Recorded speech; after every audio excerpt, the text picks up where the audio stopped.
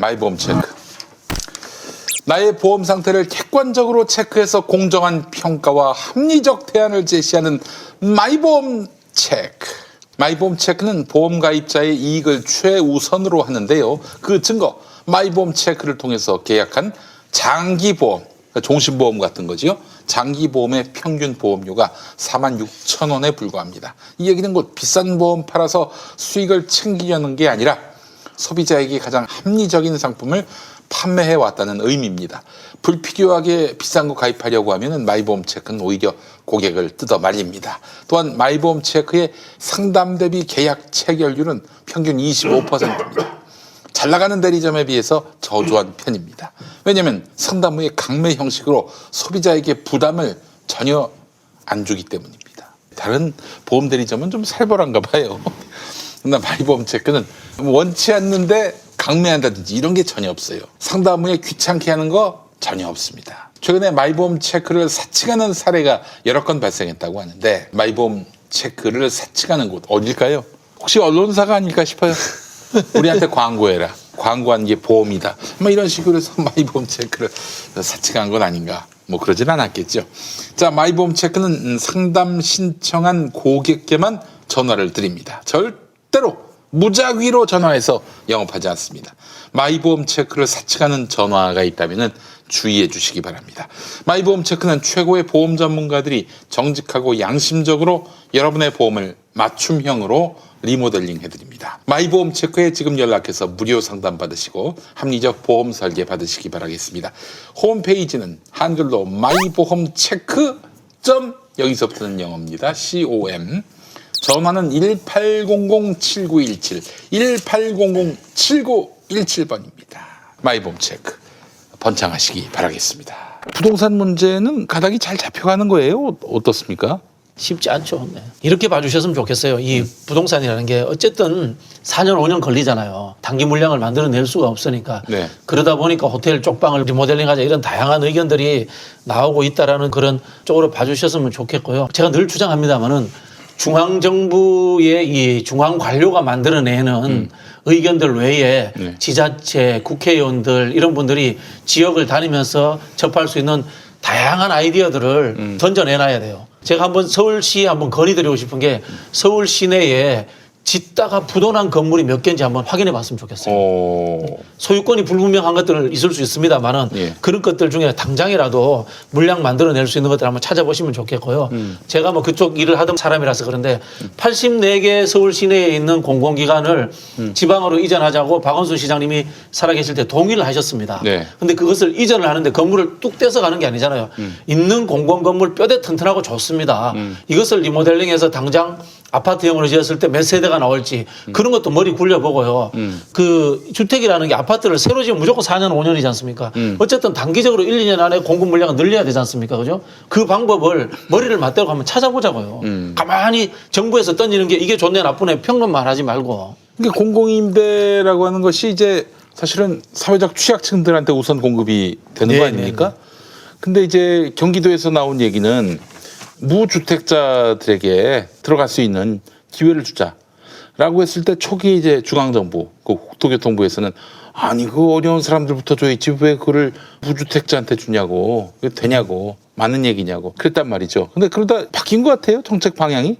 복지라는 것이 우리가 흔히 포괄적 복지라고 하지 않습니까? 진보진영은 포괄적 복지라고 하는 이유 자체가 어쨌든 사회 안전망으로서 복지가 주어진과 동시에 차상위와 그다음 그 윗계층 간에 국민들에게 전반적으로 다 차등으로서 네. 다 지급이 돼야 된다는 그런 뜻입니다. 주거복지도 마찬가지인데요. 네. 그렇게 본다면은 우리가 이런 거 아닙니까? 30평 아파트에 억지로 못 들어갈 사람한테 네. 그게 들어가지도 못할 사람한테 당신 어려우니까 여기에 세 좀 더 내게 들어가 살아 이렇게 할 수 없잖아요. 그렇죠. 30평 아파트가 원하는 사람들한테는 거기에 들어가게 해주고 맞춤형으로 더 저소득층에서 월세 얼마만큼 못 내는 사람들한테는 거기에 맞는 공간을 만들어주게 해서 이 세분화하는 정책의 다양성이 필요한데요. 솔직히 말씀드리면 한국 사회의 관료 조직이 그렇게 하지 못합니다.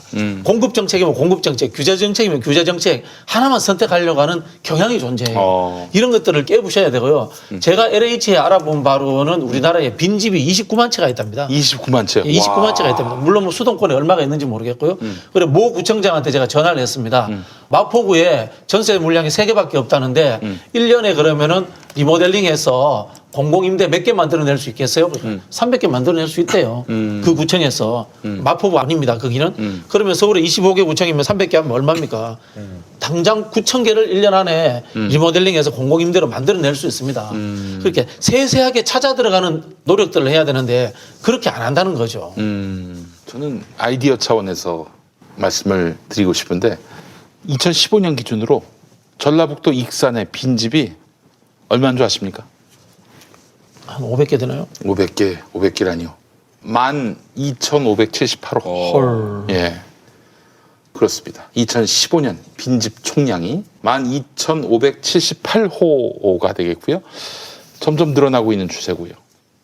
수도권만 이 상황인 거예요, 한마디로 지금. 그래서 제 생각인데 이제는 뭐 워라밸 주 5일 근무제 아울러 또 이제 비대면이 일종의 뉴노멀이 된다면은 집이 익산에 있으면 좀 어떻습니까? 아, 이거 좋은 개념이에요. 예. 그러니까 KTX라는 공공의 망이 있지 않습니까? 1시간 반이면은 익산 서울 갈 수 있습니다. 올 수도 있고요. 편도가.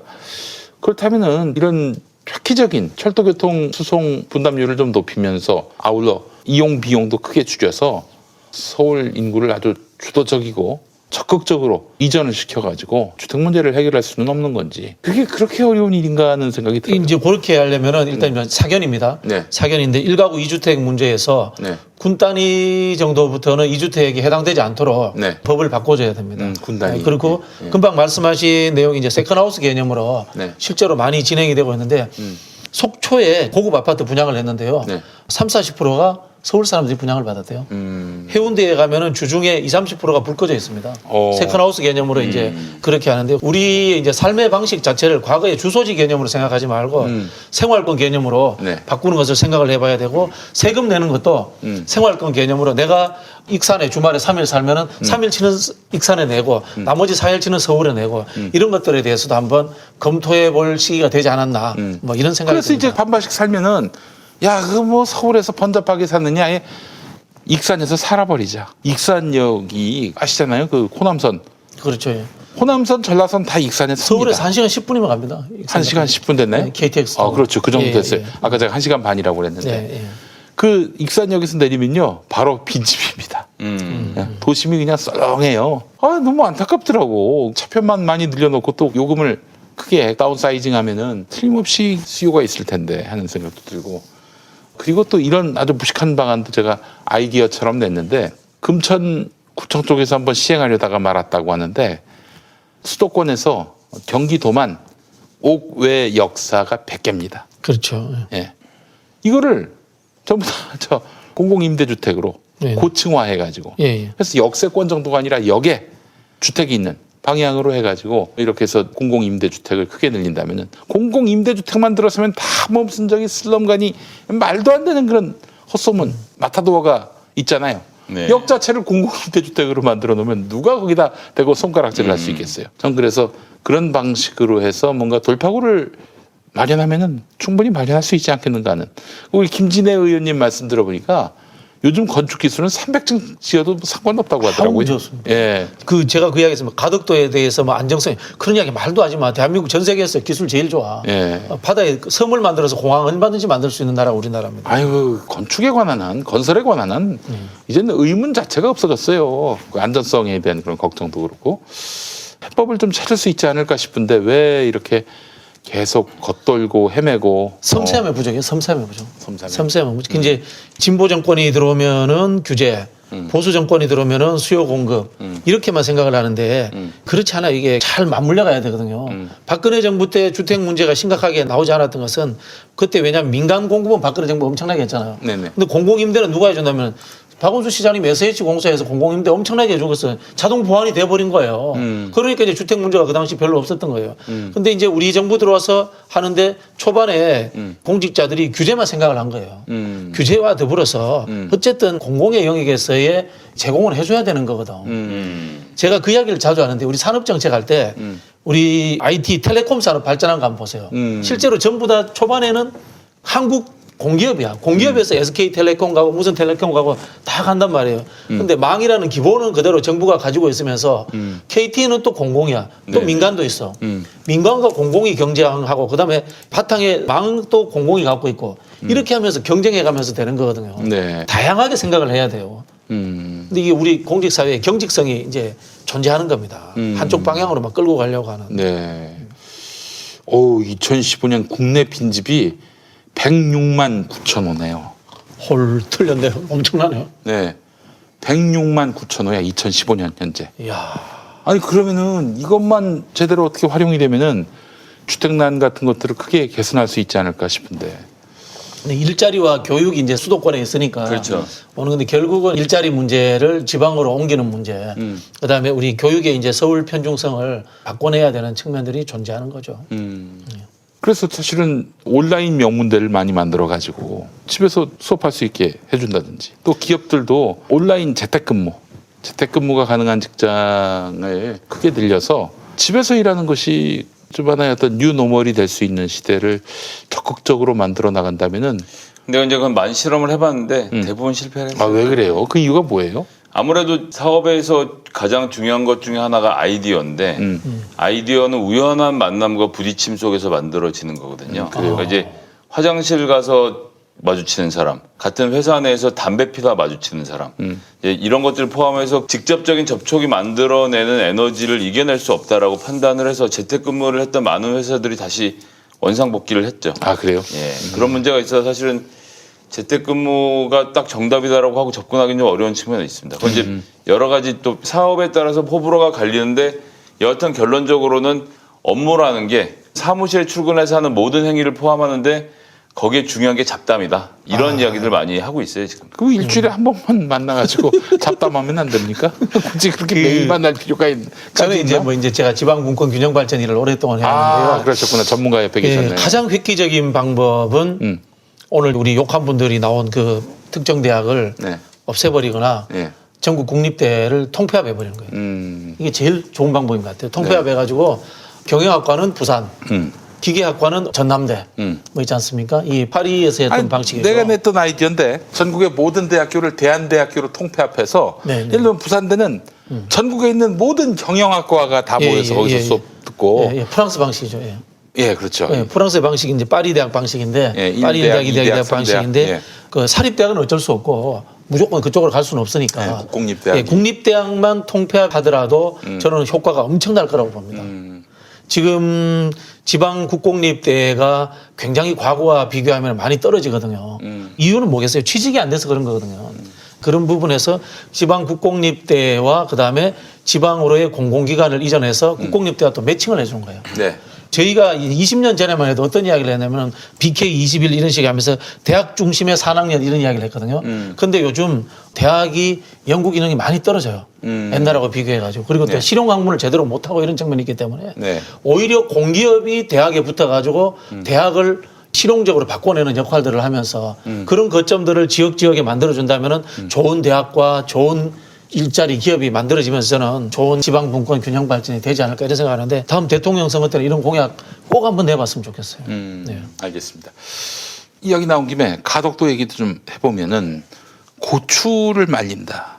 아니 부산의 관문인데 대한민국 제2의 수도의 관문인데 그 공항 활주로에다가 고추를 말린다. 고추 농사를 안 짓습니다. 그 동네는. 아 그렇죠. 부산은 네, 고추가 아니에요. 가덕도는 지금 보리새우하고요. 예. 대구, 예. 파래, 예. 톳김 등이 주요 특산물 중에 말릴 수 있는 멸치 것들이에요. 가능하지 않을까요? 멸치. 멸치는 거제도가 가능하죠. 근처니까. 멸치 가능한데 가덕도의 특산물은 그렇고 멸치 같은 경우는 지금 야외에서 말릴 경우에 미세먼지가 끼어들어서 제품의 그렇죠. 그 맞아요. 품질을 보증할 수가 없거든요. 예. 그래서 지금 김영삼 대통령 그 생가가 있는 거제도 같은 경우에는 멸치 말리는 공장을 둘러싸고 카페를 만들어 놓을 정도로 위생에 대해서 멋있어요. 굉장히 신경을 쓰고 있거든요. 그런 상태라서 이제 멸치는 건조하게 말려야 되고 고추 같은 경우는 하우스에서 많이 말리고요. 요즘은 야외에서 말리는 건 집 앞에서 주차장에서 말리는 정도 이상은 없는데 윤희석 씨가 아마 이제 그런 데 대한 경험이 전혀 없었던 것이 하나 있고 서초구가 뭘 알아? 가덕도. 기본적으로는 서울 사람들 자기 동네 아니면 다 촌이라는 아주 맞아요, 맞아요. 뼈에 박혀 있는 이 정신이 있어요. 시골을 멸시하는 거예요. 고추나 말리는 곳들. 그렇죠. 너네가 뭐 국제선 타고 해외 가겠어. 이렇게 사고하는 겁니다. 진짜 상당히 저기 시골 출신들 기분 아니 나쁩니다. 김해공항을 한 번도 안 가봤나? 내가 김해공항 갈 때마다 심지어는 이런 일도 있었어요. 바다에 떠 있으면서 한 20분 이상 왜냐면 미어 터집니다. 그 저기 공항에 내려갈 저기 활주로가 여유분이 없어가지고. 예. 20분 동안 정체돼 있었어요. 아, 잘하시네. 하늘에서. 예. 아니 그래서 저는 김해공항에 대한 인식이 야 이거 게다가 굉장히 또 위험한 게 내리는 지점 그 저는 바다인 줄 알았는데 봤더니 명지 신도시라고. 예, 신도시, 명지 신도시. 예. 국제도시. 또 공항 끝에 가면은 또 큰 산이 있어서 회항도 쉽지 않은 굉장히 뭐랄까 착륙하기도 이륙하기도 힘든 공항. 그래서 자동 착륙이 안 되는 공항 중 하나예요, 거기가. 그 김해 신공항이나 가덕도 공항 문제의 핵심은 기술적으로 산이 높다, 뭐 돌풍이 분다 이거 아닙니다. 사실은 24시간 운영할 수 있느냐가 핵심입니다. 실제로 거점 공항이 되려면 지난번에 말씀하셨던 물류 거점이 되려면 24시간으로 해야 돼요. 실제로 여기에도 공항을 닦아놔도 낮에는 활주로가 아마 복잡할 겁니다. 네. 그럼 화물들은 언제 오느냐? 주로 밤에 오거든요. 이런 걸 쓸 수 있게 하려면은 24시간 공항으로 쓸 수 있게 하느냐 하는 부분이 가장 핵심입니다. 김포공항도 충분히 활주로 넓고요. 영종도하고 비교해서 바람도 적게 불고 훨씬 좋은 것입니다. 그런 김포공항을 두고 영종도로 간 이유가 24시간 공항이라는 이유 때문입니다. 제가 정말 요즘 기사도 그렇고 무식한 사람들 너무 많아서 말을 섞기가 싫은 지경인데 일단 기본적으로 동남권에 있는 주민 중에 1년에 해외 가려고 인천공항 찬 사람 5천만 명이다 이런 통계도 있고요. 1년 연단위 기준으로 해서. 최근 코로나 때문에 좀 달라졌습니다만 동남권의 신공항을 만드는 것은 물류 중심 기지를 만들려고 하는 거고 여기에는 열차, 지금 뭐 KTX가 돼 있지만 이게 남북관계 개선이 어쨌거나 지금 반드시 해결해야 되는 과제 아닙니까? 네. 이게 뚫리고 나서 시베리아 쪽으로 열차가 뚫릴 경우로 우리가 왜냐하면 가덕도 신공항 만들어도 2029년이라 10년 뒤의 일이에요. 그렇지. 예. 미래를 책임질 먹을거리라는 점이죠. 그래서 대륙으로 뚫리는 기찻길의 종착역이 부산이고 그다음 부산 신항이 있죠. 그리고 가덕도 신공항이 있고 가덕도 신공항에서 가장 중요한 것은 신공항의 확장 가능성입니다. 지금은 2개, 3개 만들어도 나중에 3개, 4개, 5개, 6개는 좀 심했습니다. 하여튼 늘어날 가능성을 대비해야 된다는 점이 하나 또 우리 분명히 봐야 되는 거고요. 그리고 제가 박지원 부대변인이랑 뭐 다른 방송에서 말씀드렸습니다만 부산을 출발해서 베링해를 건너서 북극을 헤치고 가는 항로가 지금 뚫리고 있어요. 지구온난화 때문에. 그러면 우리가 지금 현재는 부산에서 출발을 해서 남아프리카 공화국을 돌아서 아프리카 대륙을 돌아서 수에즈 운하를 지나서 유럽으로 가는데 21,000km 들던 것을 13,000km로 30%를 절약을 할 수가 있습니다.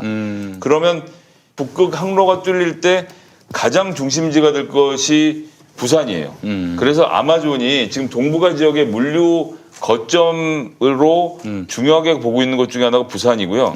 이건 심지어 지금 나온 얘기도 아니고 이미 2년 전부터 나오던 얘기거든요. 네. 가덕도 신공항까지 발표가 돼서 아마존이 물류 거점으로 부산을 삼으면 왜냐하면 아마존이라는 회사가 미국 회사 아닙니까? 그렇죠. 상해에는 거점을 둘 수가 없어요. 예. 중국이니까. 아, 그러네. 중국에 둘 수 둘 수 없지. 있는 데가 야. 지금 뭐 일본 아니면 한국인 상태인 거고. 네네. 그런데 우리가 항구가 다 있고 비행기가 날아다니고 열차가 깔려 있는 도시에서 유치한다고 하면 이 물류 산업의 중심 핵심 기지가 될 수 있는 거죠. 이게 또 왜 중요하냐면 지금 전 세계 물류 이동량의 90%는 배로 나르고 있습니다.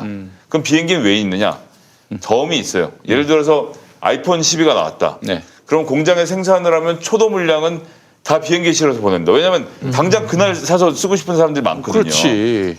초도 물량은 비행기로 보내면서 그 다음 들어오는 물량은 배로 한 달 동안 걸려서 보내는 거거든요. 네. 그런 상황이 하나. 그다음에 두 번째는 수출할 때 배로 했는데 못 보낸 물건이 있거나 빠진 물건이 있거나 이런 거 등등 챙겨서 보내는 비행기가 바로 옆에 있어야 됩니다. 그러면 예를 들어 앞으로 갤럭시를 생산하기 최적의 공간은 바로 부산항 바로 옆이 될 수가 있는 거예요. 네. 거기서 물건을 만들고 직접 선적해서 내보내는 구조 등을 만들어서 이것 자체가 가지는 물류 기조로서의 메리트가 있는 거죠. 그러면 이런 정도 사업에 10조를 투자하는 건 말 그대로 껌값인 거예요. 물론 그래서 2029년이 됐는데 통일이 안 될 수도 있어. 그럼 안 될지 모르니까 사업을 아무것도 안 하겠다. 이렇게는 안 되는 거거든요. 우리는 네. 정치는 될 거라고 생각하고 일을 저지르는 사람들이고 그렇지. 그건 관료들이 달아오면서 그것을 메꿔야죠. 어쨌거나 그렇지. 지금 현재 부산이 지금 인구가 1년에 10만 명씩 줄고 있습니다. 이대로 놔두면 모든 인구가 서울로 몰리고 서울만 헬되고 서울만 집값 올라가고 서울만 미치는 도시가 되는 거예요. 이것이 흩어지려면 그 도시에 걸맞은 활동을 할 수 있어야 되는데 맞아요. 지금 예. 조선 산업이 어려워지면서 부산 경남 지역의 핵심 사업을 이렇다 할 걸 찾지 못하고 있는 상태에서 앞으로 10년 동안 10조의 예산을 부어서 가덕도 신공항을 만드는 자체가 그 지역에 불러올 경기의 활성화, 특히나 코로나19 시대에 거기에다 플러스 물류도시로서 자리를 잡으면서 다른 선진 자본들을 유치하고 산업을 유치해서 경남벨트를 살려서 소위 말하는 김경수 지사가 얘기하는 메가시티론의 그 하나의 좋은 전범을 우리가 부산 경남 지역에서 만들어 본다면 지방 분권화는 지금 공공기업 몇 개 보낸다고 해결될 문제가 아닙니다. 지금 그렇지. 이런 식의 산업을 중심으로 놓은 큰 재편을 해가야 하는데 그런 점에서 가덕도를 이미 2006년에 노무현 대통령께서 말씀하신 것을 네. 우리가 너무나도 오랜 시간 동안 미적거리다가 이제 겨우 돌아와서 다시 원점을 찾은 거다. 그래서 이 당시에 이렇게 넓게 보시고 크게 보셨던 노무현 대통령의 뜻을 우리가 따르지 못하고 FTA 반대부터 시작해서 참 저도 부끄러운 과거가 많이 있는데요. 그 노무현 대통령의 큰 뜻이 지금이라도 좀 펼쳐 나가야 될 때가 아닌가 좀 그렇게 생각합니다. 야, 지금 제가 인천국제공항과 김해국제공항 사이트 들어가서 여객 또 화물 도착 그 스케줄을 보니까 말이죠.